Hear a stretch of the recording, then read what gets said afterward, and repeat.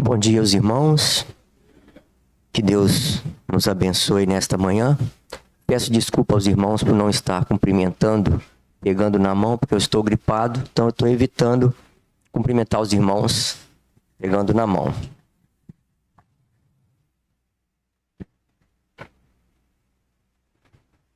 Já foi lido o texto, é um texto bem longo, então nós não vamos estar fazendo a leitura do texto novamente.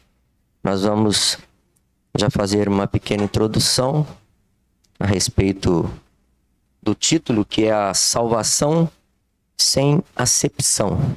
É que o Senhor não faz acepção.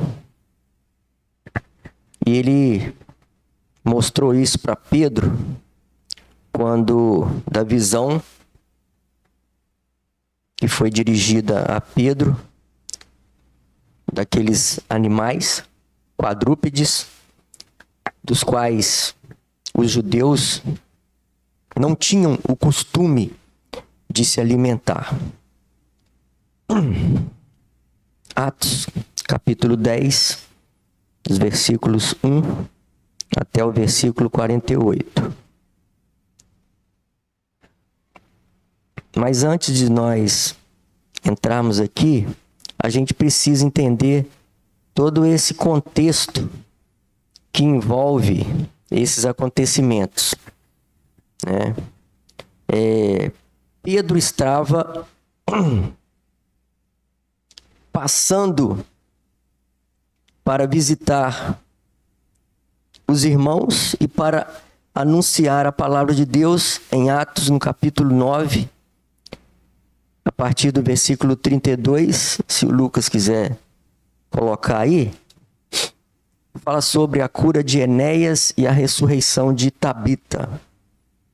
Então aconteceu que, passando Pedro por toda parte, ou seja, ele saiu anunciando a palavra depois daquela perseguição que estava sendo impetrada, e principalmente ali por Paulo, por Saulo de Tarso. E depois da sua conversão, a igreja teve paz, podendo expandir o evangelho com mais confiança, com paz. E Pedro estava passando por toda a parte, e ele veio também aos santos que habitavam em Lida. Lida era uma cidade mais do interior ali, não estava assim tão próxima do mar, mas também não era tão longe. Ficava mais ou menos aí a uns 14, 18 quilômetros do mar Mediterrâneo, aonde se localizava a cidade de Jope, E ele acha ali esse homem chamado Enéas, que estava numa cama há 8 anos e ele era paralítico. Então Pedro chega para Enéas e fala: Enéas, Jesus Cristo te dá saúde. Levanta-te e faz a tua cama. E logo ele se levantou. E viram-no todos os que habitavam em Lida e Sarona, os quais se converteram ao Senhor. Olha aqui a necessidade de, naquela época, haver esses sinais que hoje já nós não vemos. Porque conforme diz a palavra, em Hebreus capítulo 1, versículo 1, o Lucas pode colocar para a gente ler também. Havendo Deus antigamente falado muitas vezes e de muitas maneiras aos pais pelos profetas, a nós falou-nos nesses últimos dias pelos filhos. Então, muitas vezes, de muitas maneiras, falava de muitas maneiras. E essa era uma das maneiras pelas quais os gentios, principalmente, e os próprios judeus, que não aceitavam os gentios receber a palavra, porque eles os consideravam como imundos, pudessem entender que Deus também queria salvar a todos indistintamente, sem acepção, não somente os judeus. Então havia, no princípio, a necessidade desses acontecimentos extraordinários, desses acontecimentos milagrosos, como o milagre de uma ressurreição, o milagre de uma cura. e muitas vezes as línguas pelas quais eram dado o poder daquelas pessoas e receber e falar. Então ele fez a sua cama e se levantou, e viram-no todos os que habitavam em Lida e Sarona, os quais se converteram ao Senhor. Então isso foi uma confirmação da parte de Deus para que eles pudessem entender o Evangelho e crer no Senhor Jesus Cristo. Então, agora ali, Lida já estava próximo de Jope, mais ou menos aí os seus 18 quilômetros, tá? Como nós falamos aqui. Porque Jope já era uma cidade portuária, uma cidade marítima. Então, Jope, uma discípula chamada Tabita, 9:36, o Lucas está colocando. Então havia em Jope uma discípula chamada Tabita, que traduzida se diz Dorcas. E estava cheia de boas obras e esmolas que fazia. Então ela era uma pessoa muito benquista, amorosa, da quais os irmãos e as irmãs amavam. Ela era uma pessoa muito agradável, né? Então ela estava cheia de boas obras e esmolas que fazia. E aconteceu naquele dia que ela enfermou e morreu. E tendo-a lavado, a depositaram num quarto alto.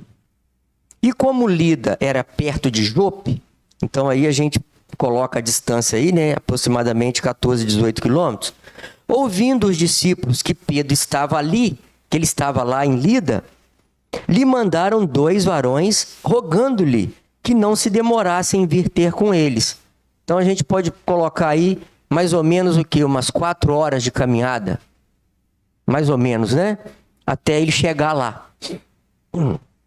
Levantando-se Pedro, foi com eles. Então quando ele chega, o levaram ao quarto alto, onde ela estava depositada. Todas as viúvas o rodearam, chorando e mostrando as túnicas e as vestes que Dorcas fizera quando estava com elas. Mas Pedro, fazendo-as sair a todas, pôs-se de joelhos e orou. Voltando-se para o corpo, disse: Tabita, levanta-te. E ela abriu os olhos e, vendo a Pedro, assentou-se. E ele, dando-lhe a mão, a levantou. E chamando os santos e as viúvas, apresentou-lhe a viva. E foi isto, isso aqui que é importante. E foi isto notório, quer dizer, foi conhecido, foi sabido por toda a Jope. Então toda a cidade ficou sabendo daquele acontecimento. E muitos creram no Senhor. Olha aqui a finalidade daquele milagre. Então, a gente tem que entender que naquela época, irmãos, era necessário algo sobrenatural acontecer para que as pessoas pudessem crer. Para que as pessoas pudessem crer. Inclusive o próprio Senhor disse que os gregos, eles buscam o quê? Sabedoria. E o judeu, ele pede o quê? Um sinal. Então era necessário que houvesse esses acontecimentos naquela época para que as pessoas pudessem entender que o evangelho não era somente para um determinado grupo de pessoas, como no caso os judeus, mas era para todos. Conforme diz 1 Timóteo, capítulo 2, versículo 4, se eu não me engano. Pode colocar para a gente, Lucas? Deus, que quer que todos os homens se salvem e venham ao conhecimento da verdade. Essa é a vontade de Deus. Deus não tem prazer na morte do ímpio. Deus não é injusto. Deus não iria separar somente um grupo de pessoas em toda essa humanidade para ser salvo e destinar todos o restante para a perdição. Não. Deus quer que todos se salvem e venham ao conhecimento da verdade. Então foi isso notório por toda a Jope, e muitos creram no Senhor. E ele ficou ali muitos dias em Jope, com um certo Simão curtidor. Então agora nós vamos entrar no texto proposto para hoje. Então ele ficou ali muitos dias. Então o que ele ficou fazendo ali, irmãos? Ele ficou fazendo o quê? O que nós chamamos hoje de discipulado. Né? Ele estava discipulando aquelas pessoas, novos convertidos, e que é necessário para nós o discipulado. Antes de nós entrarmos aqui, é bom a gente já frisar novamente uma coisa que nós aprendemos e que os irmãos sempre passaram, né?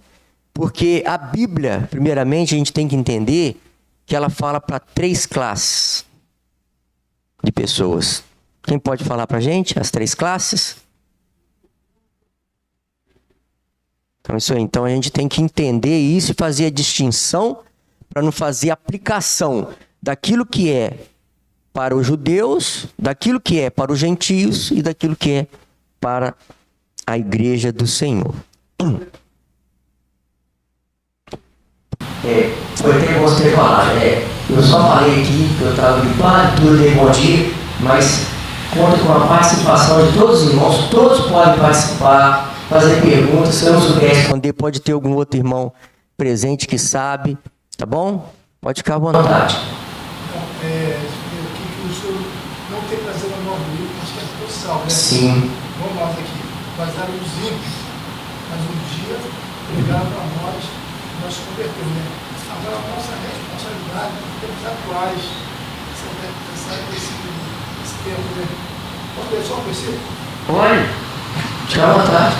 Aqui em Apocalipse 20, se a gente tivesse esse pensamento de da onde vai a pessoa sem Cristo, ó, se alguém não foi achado escrito no livro da vida, esse foi lançado para dentro do lago do fogo. Quer dizer, a nossa responsabilidade cristã é anunciar, pregar e viver a vida realmente que traz essas pessoas para nós, para tomar a decisão, porque humanamente é uma tristeza do nosso Senhor ver a pessoa morrer sem Cristo na condenação. Verdade. E por isso nós vamos ver aqui o trabalho desses evangelistas, né? Desses evangelistas aqui, os primeiros evangelistas, que eles evangelizavam, né? Esse é o trabalho de um evangelista. E como você disse aí, cada um de nós aqui tem uma experiência da nossa salvação, né? Cada um de nós aqui tem uma experiência. E Deus usa meios para que nós possamos nos encontrar com o Senhor. Ele usa pessoas, ele usa vários meios, vários métodos, sem ir ao contrário da sua palavra. Sem ir em contrariedade com o ensino da sã doutrina, né? E é isso que nós temos que perceber na atualidade. Se aquilo que nós temos ouvido está em conformidade com o que está escrito na palavra de Deus. E por isso nós estamos falando aqui que naquela época havia necessidade desses sinais milagrosos, né? Dessas coisas extraordinárias para que as pessoas pudessem crer. Mas hoje, havendo Deus antigamente falado aos pais pelos profetas de várias maneiras, mas hoje ele nos falou através de seu filho. Pedro e os evangelistas, no princípio, eles não tinham a Bíblia escrita como nós temos aqui, totalmente completa, né? A palavra de Deus, né? Eles tinham partículas, né? Principalmente do Velho Testamento, né? Então, hoje nós temos a revelação completa de Deus através da sua palavra, né? Que é a Bíblia. Então, a partir do versículo 1 do capítulo 10, né? Fala sobre esse centurião. Esse centurião, Cornélio, no caso aqui. Havia em Cesareia um varão por nome Cornélio, centurião da corte, chamada italiana. Então vamos lá. Esse centurião, ele comandava tipicamente uma unidade de 80 a 100 soldados. O nome centurião, ele leva a gente a entender que é 100, certo? Mas era uma unidade de 80 a 100 soldados. Ela podia variar. E principalmente depois de uma reforma que eles fizeram, passou a ser 80 soldados. Então, era conhecida como centúria. Eu anotei aqui para a gente poder explicar para os irmãos. Então, esse nome centurião sugira a liderança de 100 homens, do latim centum. Na época do Império Romano, a centúria era composta, na maioria das vezes, por 80 soldados de uma infantaria pesada. Então, a centúria era a unidade base, comandada pelo centurião.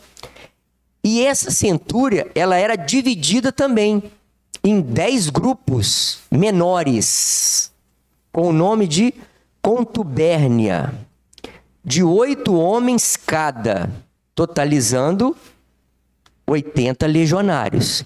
Então agora nós temos aqui a estrutura de uma legião. 6 centúrias.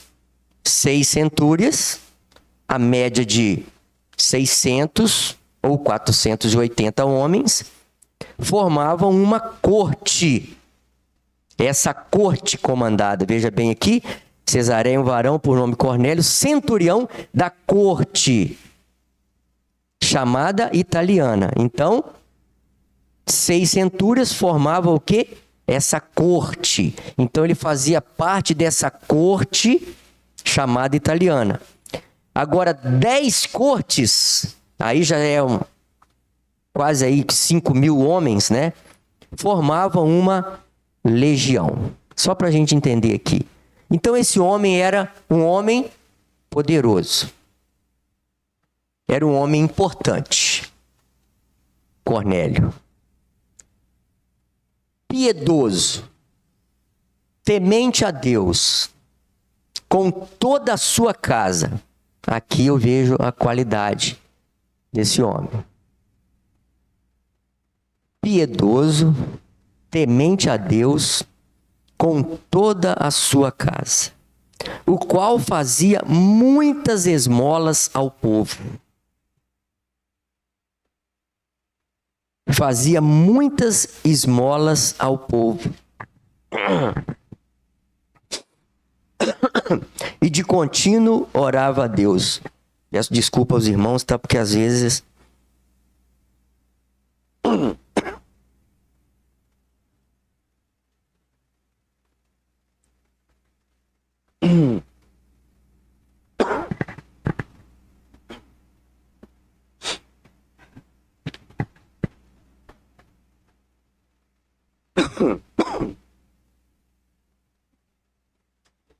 hein? Pode falar. Em Atos 10, muitos acontecimentos aconteceram uma vez, que era a entrada do gentios. Então são 4 manifestações dessa aí que aconteceram uma vez, não muito mais. Foi essa aí, a entrada dos gentios, em Samaria, a igreja, a formação da igreja, e lá no Atos 19, no capítulo 19, logo no início do capítulo 19. Foram as 4 formas sobrenaturais da manifestação do Espírito Santo para que as pessoas Aprovando que é Deus que aprova. pudessem Vem diretamente do Senhor Deus. pudessem entender e receber como da parte de Deus, dando como se Deus estivesse autenticando, né? Autenticando ali que ele queria a salvação de todos, dos gentios, né? Dos judeus. Vendo que o povo não aceitava o samaritano. Dentro da formação da igreja veio o Espírito Santo daquela forma sobrenatural. E na entrada dos gentios também é sobrenatural. E lá em 19, capítulo 19, também, versículo, acho que é versículo 6. Eu queria pedir para olhar para ver. aí, filho. Hoje não vou fazer.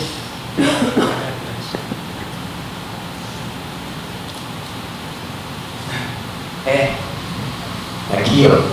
Impondo-lhes Paulo as mãos, veio sobre eles o Espírito Santo e falavam línguas e profetizavam. O apóstolo Paulo, em Atos capítulo 6, capítulo 7, fala que ele consentiu na morte de Estevão. Acho que o capítulo Foi. Sim. E eu vou em Atos capítulo 9, versículo 18, e Saulo ainda recebeu uma ameaça contra Pedro, discípulo do Senhor. Aí ele falou, ele repreendia para carta para Damasco que levava presos, quer homens, quer mulheres, discípulos naquela certeza. Sim. Uhum. E no versículo surgiu um restaurante de Jesus e falou: Saulo, Saulo, por que tu me persegues?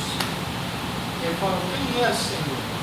Ele falou assim: eu sou Jesus, duro é para ti recalcitrar da ambulância. Ele falou assim: Senhor, o que eu devo fazer? Diz-me, Senhor, o Senhor vá a Damasco e a gente na cidade, lá te será dito, cegou ele temporariamente, os amigos dele estavam comigo. É verdade.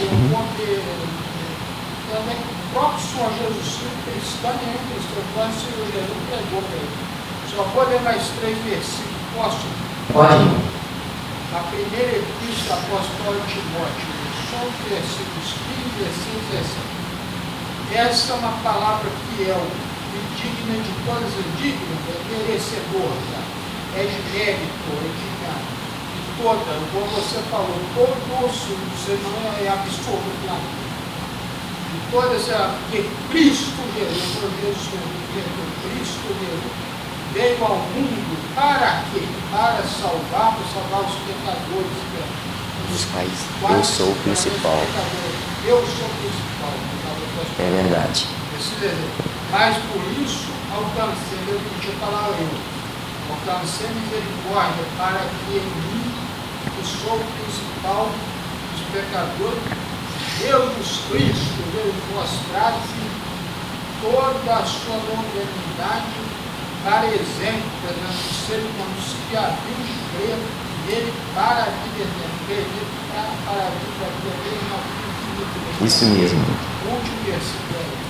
Ora, ao Rei do século, imortal, sobre Deus, invisível, ao único Deus, seja a honra e a glória para todos sempre. Amém. Então, vamos lá. Então, nós já falamos um pouquinho sobre esse homem.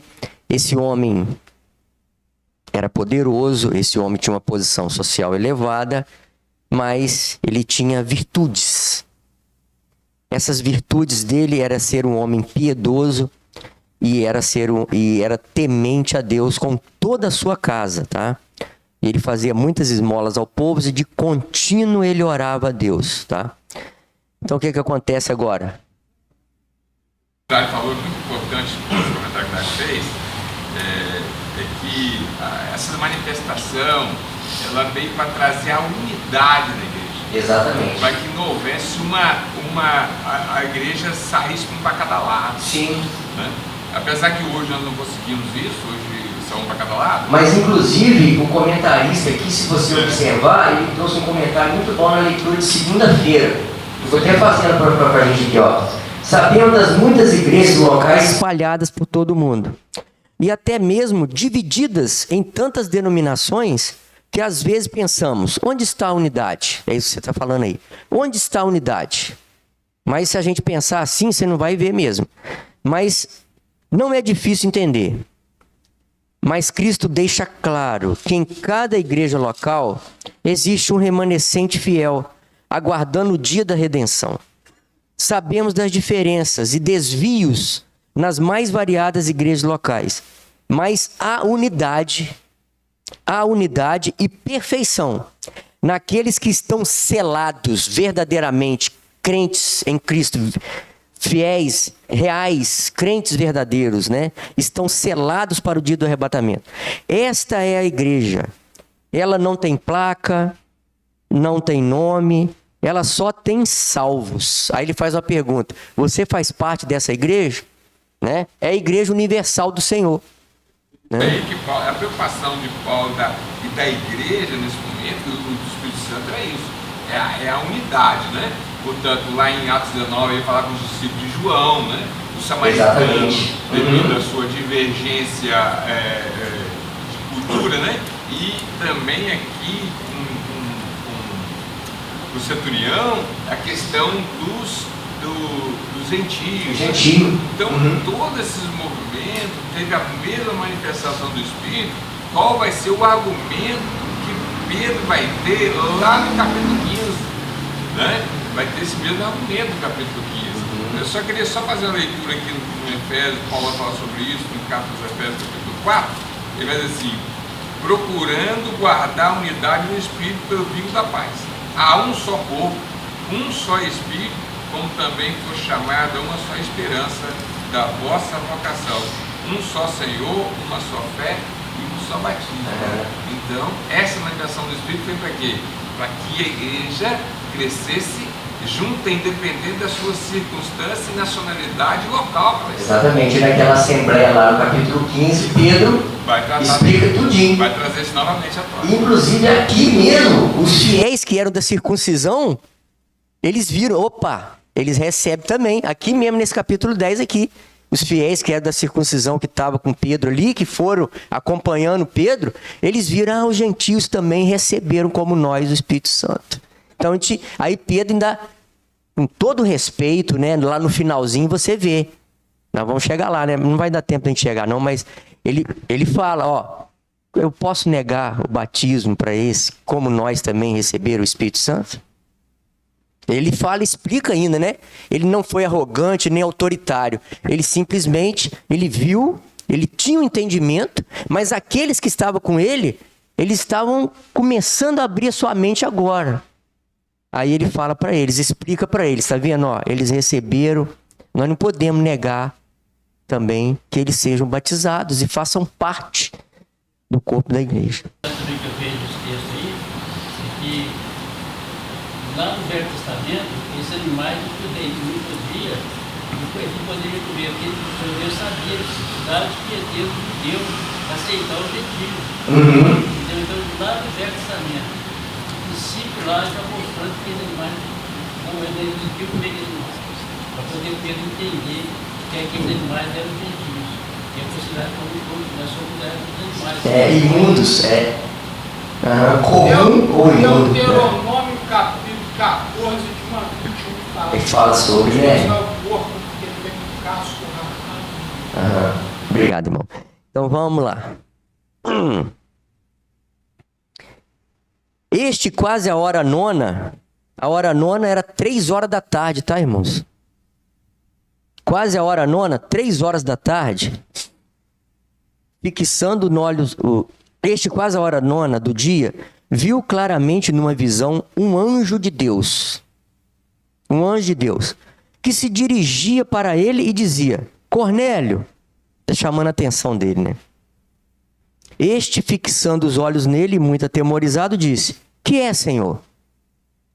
E o anjo lhe disse: As tuas orações e as tuas esmolas têm subido para a memória diante de Deus. Olha só.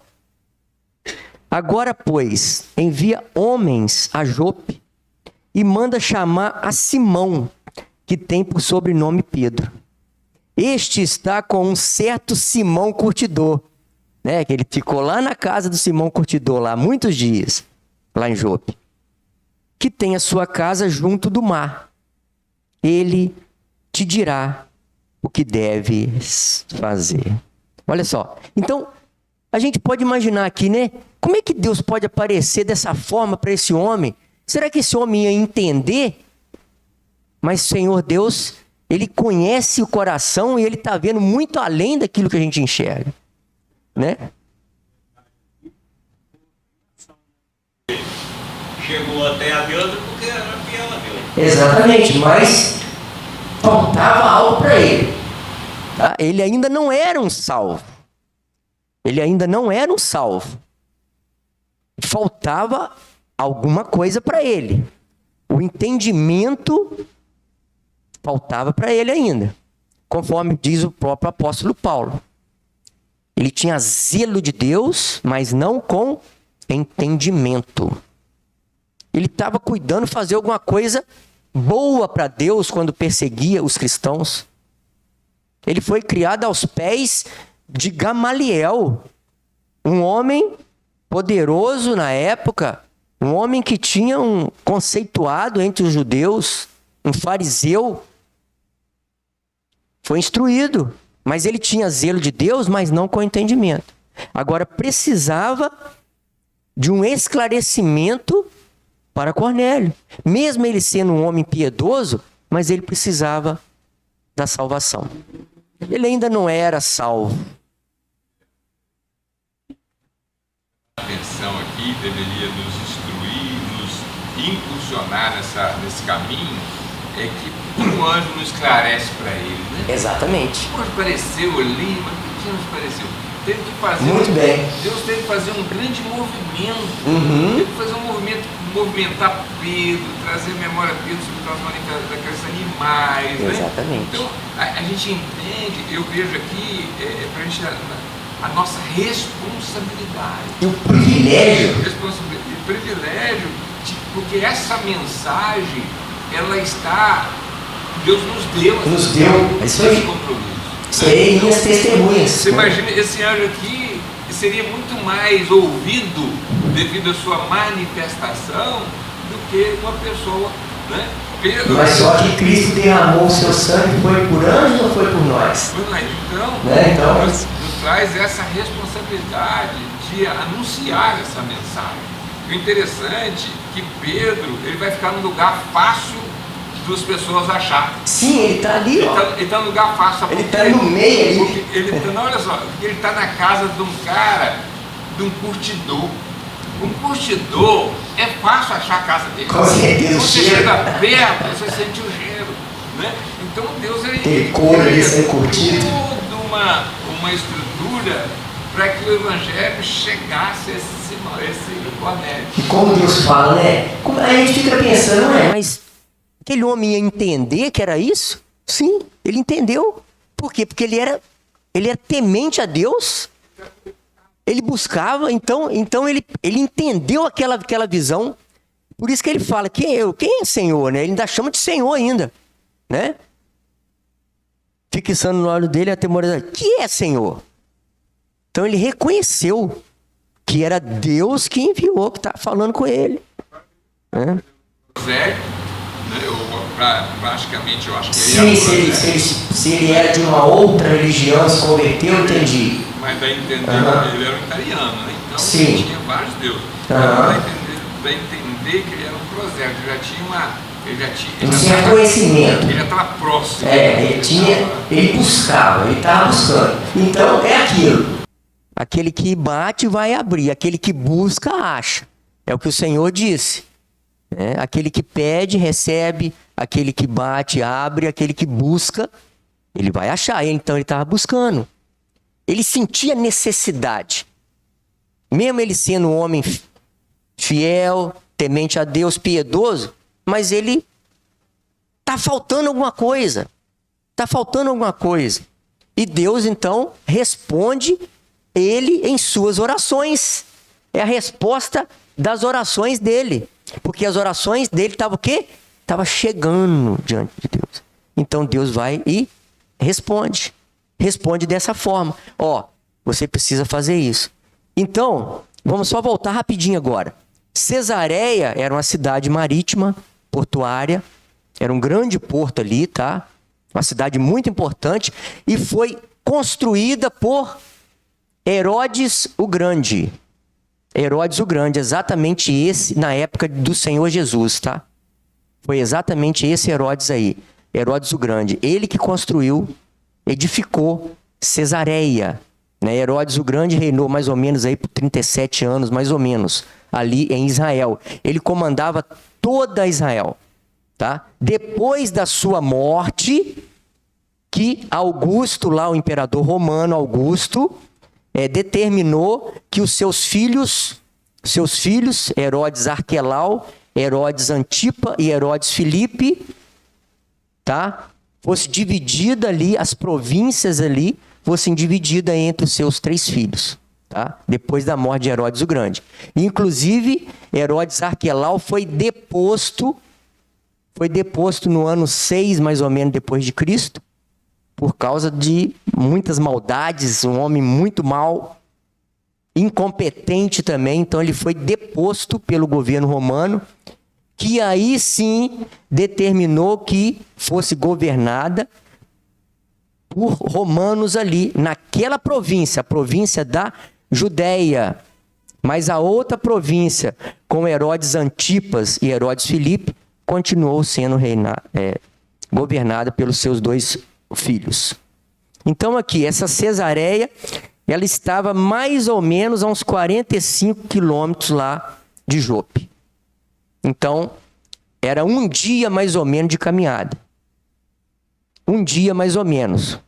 Então foi o que aconteceu? Olha, envie-se homens a Jope, manda chamar Simão, que tem por sobrenome Pedro. Este está com certo Simão curtidor, que tem a sua casa junto do mar. Ele te dirá o que deve fazer. Então ele enviou rapidamente, porque foi no outro dia. Vocês podem ver aqui. Retirando-se o anjo que lhe falava, chamou 2 dos seus criados, a um piedoso soldado. Olha só, ele não mandou qualquer um. Ele mandou pessoas competentes, piedosos também, que estavam ao seu serviço. Havendo-lhes contado tudo, os enviou a Jope. No dia seguinte, exatamente isso, olha só. No dia seguinte, indo ele seu caminho, ele já estava perto lá já. Estando já perto da cidade, foi exatamente isso, um dia de caminhada. Subiu Pedro ao terraço para orar, quase a hora sexta, meio-dia. Tendo fome, quis comer. Olha só, agora vem a visão. Tendo fome, ele quis comer. Enquanto lhe preparavam, sobreveio-lhe um arrebatamento de sentidos. Viu o céu aberto. Então, olha só, é o céu, gente. Está vindo de quem isso? Está vindo de Deus. Ele viu o céu aberto. E que descia um vaso como se fosse um grande lençol atado, pelas 4 pontas vindo para a terra, no qual havia de todos os animais, quadrúpedes, répteis da terra, aves do céu. Foi-lhe dirigida uma voz: levanta-te, Pedro, mata e come. Quer dizer, ele precisava ter todo o trabalho. Não é igual a gente aqui, que hoje a gente pega tudo já preparadinho. Não é assim não. Não tinha esse negócio antigamente não. Os irmãos aí, principalmente da roça, mas da geração anterior, sabe disso, né? Não tinha esse negócio não. Hoje em dia a gente fica com qualquer coisinha. Não faço isso, não faço aquilo outro. Mata e come. Pedro disse: de modo nenhum, Senhor, porque nunca comi coisa comum e imunda. Para ele era. Segunda vez, a mesma coisa. Não faças tu comum o que Deus purificou. Está falando para ele. 3 vezes aconteceu isso. 3 vezes. É sinal do quê? De confirmação de Deus. É sinal de que aquilo vinha diretamente de Deus e era confirmado que Deus estava falando para ele que agora ele não poderia fazer aquilo que ele achava que era comum ou imundo, que ele rejeitava, agora ele não podia rejeitar, porque veio de Deus. Então agora fala assim, olha, estando Pedro, estava meio duvidoso ainda, estava duvidando do que seria aquela visão, os varões que foram enviados por Cornélio pararam junto à porta, perguntando pela casa de Simão. Chamando, perguntaram se Simão, que tinha por sobrenome Pedro, morava ali. Pensando Pedro naquela visão, disse-lhe o Espírito: eis que 3 varões te buscam. Levanta-te, pois, e desce, e vai com eles, não duvidando, porque eu vos enviei. Nós vemos aqui a obediência de Pedro também, né? Ele não duvidou, ele obedeceu. Descendo Pedro para junto dos varões que foram enviados por Cornélio, disse: sou eu a quem procurais. Qual é a causa por que estáis aqui? Eles disseram: Cornélio, o centurião, varão justo e temente a Deus, e que tem bom testemunho de toda a nação dos judeus. Olha só, ele tem um bom testemunho da nação dos judeus. Foi avisado por um santo anjo para que te chamasse à sua casa e ouvisse as tuas palavras. Então, chamando-os para dentro, os recebeu em casa, e no dia seguinte foi Pedro com eles, e foram com ele alguns irmãos de Jope. São esses irmãos aqui que eram os fiéis lá da circuncisão. Então a gente entende aqui o seguinte: primeiro, que Pedro retrucou de início, ficou um pouco duvidoso, mas obedeceu. Ele obedeceu e ele ouviu a palavra de Deus, dando ouvidos àquilo que Deus tinha falado para ele, mesmo tendo dificuldade de entender aquilo. Versículos 24. E no dia imediato chegaram a Cesareia, e Cornélio os estava esperando, tendo já convidado os seus parentes e amigos mais íntimos. Olha só aqui a preocupação que Cornélio tinha também, né? De que os seus parentes, os seus amigos mais íntimos também pudessem entender a palavra de Deus, também pudessem chegar ao conhecimento da verdade. Eu acho interessante isso aqui, que ele chama os seus amigos, chama os seus parentes mais íntimos, para que pudessem ouvir também aquilo que Pedro tinha para dizer para ele, para tirar a dúvida dele, né? O trabalho que ele teve aqui e o interesse que ele teve também, né?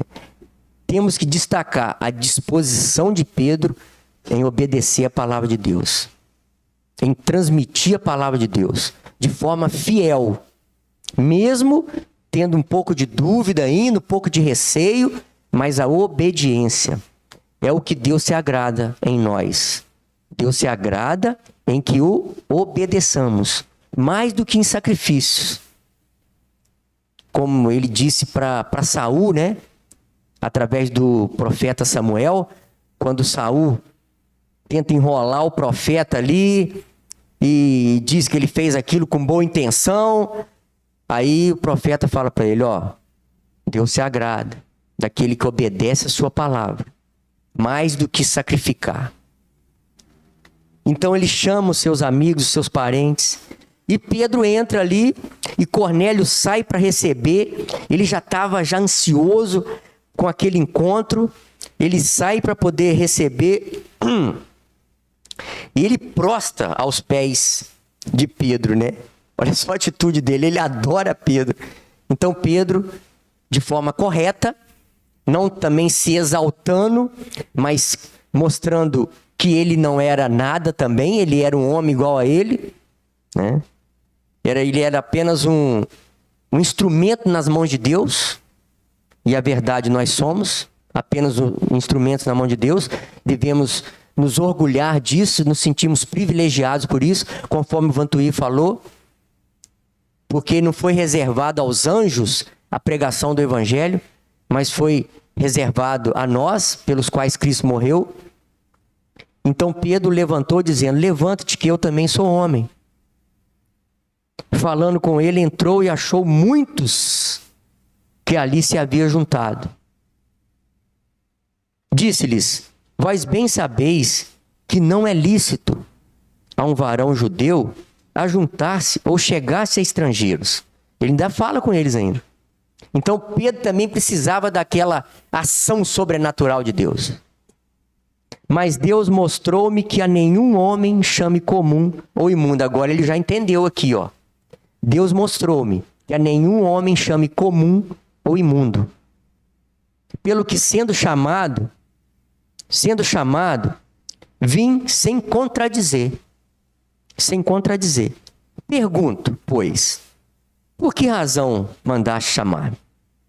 Qual foi o motivo que vocês mandaram chamar. Cornélio, olha, há 4 dias estava eu em jejum até esta hora, orando em minha casa à hora 9.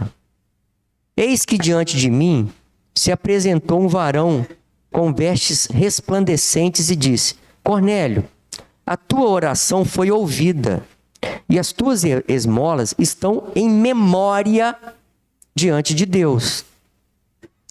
Envia, pois, a Jope e manda chamar Simão, o que tem por sobrenome Pedro. Este está em casa de Simão Curtidor, junto do mar. Ele vindo te falará.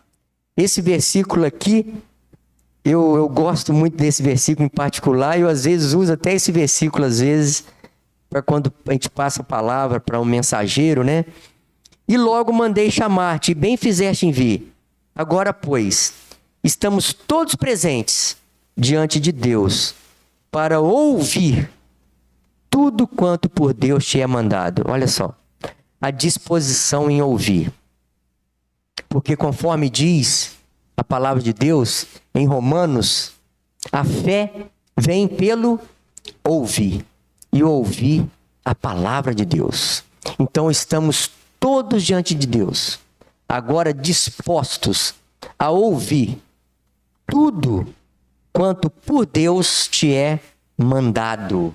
Ou seja, considerou que o que a palavra de Deus fala é um mandamento, é uma ordenação, é algo digno de crédito, que nós devemos dar crédito ou dar ouvidos à palavra de Deus, né? Então Pedro agora ele abre a boca e ele diz: reconheço por verdade que Deus não faz acepção de pessoas. Então é o título da nossa lição. Sem acepção, não faz distinção.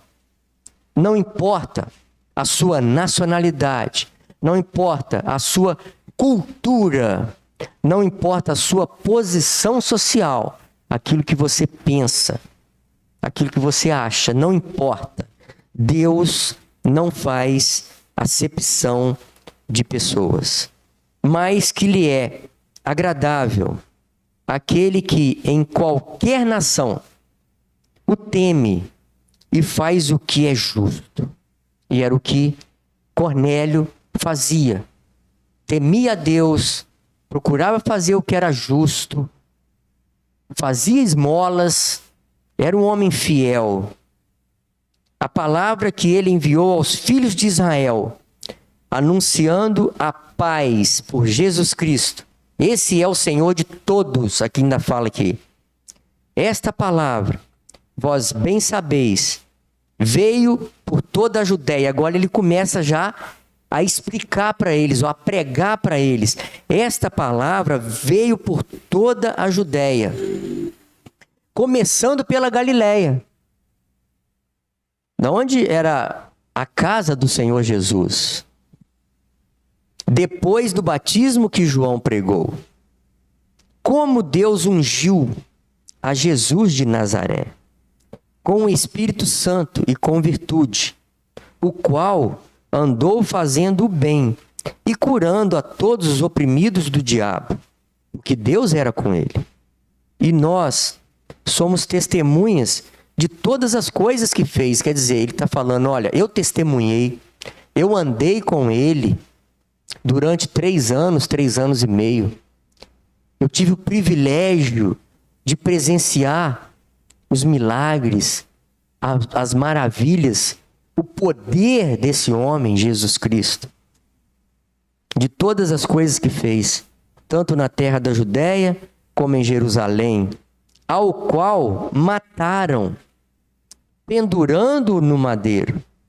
A este ressuscitou Deus ao 3º dia e fez que se manifestasse, não a todo o povo, mas às testemunhas que Deus antes ordenara. A nós que comemos e bebemos juntamente com ele, depois que ressuscitou dos mortos. Então ele está dando aqui as credenciais que ele, como apóstolo, tinha. A nós que andamos, que comemos com ele, depois que ele ressuscitou dos mortos. E nos mandou pregar ao povo e testificar que ele é o que por Deus foi constituído, juiz dos vivos e dos mortos. A este dão testemunho. Agora ele está falando, olha, do Velho Testamento. A este dão testemunho todos os profetas, de que todos os que nele creem receberão o perdão dos pecados pelo seu nome. Então aqui, quando ele fala isso, o que acontece? Dizendo Pedro ainda estas palavras, caiu o Espírito Santo sobre todos os que ouviam a palavra. Então, uma manifestação milagrosa do Espírito Santo, conforme nosso irmão Dade falou aqui, as 4 vezes em que aconteceu isso, para confirmar que Deus não faz acepção de pessoas e que os gentios também recebiam o Espírito Santo. Então, caiu sobre eles o Espírito Santo, sobre todos os que ouviam a palavra. Todos os que ouviam a palavra. Deus não faz acepção de pessoas, pode trazer uma falsa confiança nas pessoas, que Deus, ele vai dar para todos igual a todos. Mas Deus não faz acepção de pessoas, ele faz acepção de escolhas, de decisão. Porque o Evangelho traz isso. Ele respeita, né, irmão? Ele traz a solução para todos. Mas todos têm possibilidade. Mas aqueles que decidiram crer em Jesus, aqueles que foram alcançados pelo Evangelho, ele vai ser salvo, vai ter uma salvação. Né? Porque é individual, né? O Senhor Deus vai respeitar o livre-arbítrio. Aqui ele pode viver o jeito que quiser. Deus vai tranquilo, as bênçãos continuarão, as bênçãos comuns, a bênção comum vai vir para todos. Mas partindo daqui, Deus vai aí entrar a questão da escolha. Né? Deus amou o mundo de tal maneira que deu para que todo aquele que nele crê. Então, existe acepção de escolha. Aí é de cada um. Deus não faz, mas ele respeita a decisão de todos. Ele não vai forçar ninguém a receber. Tanto é que ele está aqui enviando Pedro e as pessoas que ouviram e creram, receberam. Né? Que aqueles que estavam ali presentes, eles estavam, conforme diz aqui, ele convidou os seus parentes, amigos íntimos, aqueles próximos, para que ouvissem a palavra de Deus. Toda a sua casa já era temente a Deus, já era fiel, né? E aqueles que ouviram e creram, receberam. Né? Qual a importância dessa manifestação sobrenatural do Espírito Santo para confirmar que os gentios também estavam no mesmo patamar de acessibilidade? Não tinha distinção. Porque você vê lá em Atos 15, no Concílio de Jerusalém. Teve outro gentio que se converteu antes de Cornélio, que foi o eunuco. Sim. Mas o eunuco não desceu sobrenaturalmente o Espírito sobre ele. Tanto que ele não é citado lá no concílio. Foi citado que aqueles a quem eles viram com os olhos, era inegável, né? O eunuco não viu ninguém, o Filipe não viu nada descendo sobre o eunuco, né? Então fica muito nítido que essas manifestações sobrenatural, que são descritivas, elas foram atos de soberania de Deus para comprovar para todos a aceitação, né, daquelas pessoas. Exatamente. Para que eles pudessem receber, né? Aí aqui no versículo 45, aquilo que a gente estava falando. Aqueles fiéis que eram da circuncisão, que ainda não aceitavam que os gentios pudessem se converter, todos quantos tinham vindo com Pedro, maravilharam-se de que o dom do Espírito Santo se derramasse também sobre os gentios. Então agora eles puderam entender ali. Né? Porque os ouviam falar em línguas e magnificar a Deus. Conforme aconteceu lá em Atos capítulo 2. quando a descida do Espírito Santo vem sobre a igreja, eles falam em línguas, né? Então respondeu Pedro, aquilo que a gente falou aqui, né? No finalzinho aqui, olha. Pode alguém, porventura, recusar a água para que não sejam batizados estes que também receberam como nós o Espírito Santo? Ele fala para eles, a gente pode negar a água para eles, para que eles possam ser batizados? E mandou que fossem batizados em nome do Senhor. Então, rogaram-lhe que ficasse com eles por alguns dias. Ou seja, agora eles precisam ser esclarecidos, precisam ser discipulados, conforme a gente falou aqui no início, né? A importância deles serem ensinados ou discipulados, para que pudessem estar firmes e seguir confiantes, né? Então, a gente agradece a participação dos irmãos, tá?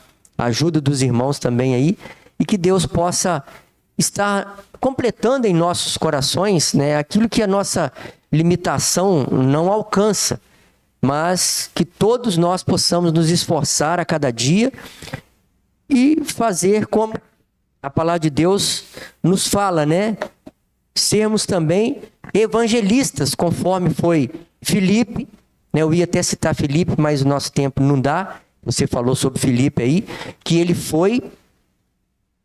obedeceu a palavra de Deus, não interessava, foi lá em Gaza, que está deserta, mas tinha aquele homem lá que precisava de ouvir a palavra, ele estava buscando, porque ele foi para Jerusalém para poder buscar algo, mas ele não achou. Ele foi, mas ele não achou. E ele volta cheio de dúvidas ainda, lendo Isaías, mas não conseguia entender. Aí Filipe chega, se apresenta para ele, você está entendendo o que você lê? Mas eu não consigo, não tem ninguém para me explicar. Então precisava, né? Discipulado, né? Porque a pessoa quando se converte, ela não vira um conhecedor da Bíblia. Não. Ela precisa de um acompanhamento Precisa. para ficar, conhecer, né, a palavra de Deus. Esse é o papel da igreja, né? Esse deve ser o papel da igreja, o nosso papel, né? Que a gente deve prezar por ele, valorizar, né? Esse papel do discipulado, né? Então é necessário o evangelismo, né? O evangelista, é necessário que seja feito o discipulado, né? Com os novos convertidos e com todos nós, para que a gente possa estar cada dia mais firme, né? Crescendo na graça e no conhecimento de nosso Senhor e Salvador Jesus Cristo. Então que o Senhor possa nos abençoar nessa manhã.